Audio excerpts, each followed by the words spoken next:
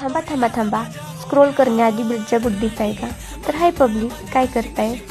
खूप दिवस झाले ब्लॉग टाकायचा होता पण काही टाईमच भेटत नव्हता आणि हा प्लॅन आमचा थोडा अचानकच झालेला होता. ब्लॉग शेवटपर्यंत बघा, त्याशिवाय तुम्हाला काही मज्जाच कळणार नाही. आमच्यासोबत असा सीन झालेला होता की वाटलंच नव्हतं असं काहीतरी होईल म्हणून. तर बीडकर मी निघाले होते बीडच्या तोरणा हॉटेलला, कारण तुम्हाला तर माहिती मी काही नॉनव्हेज खात नाही आहे, प्युअर व्हेजिटेरियन आहे.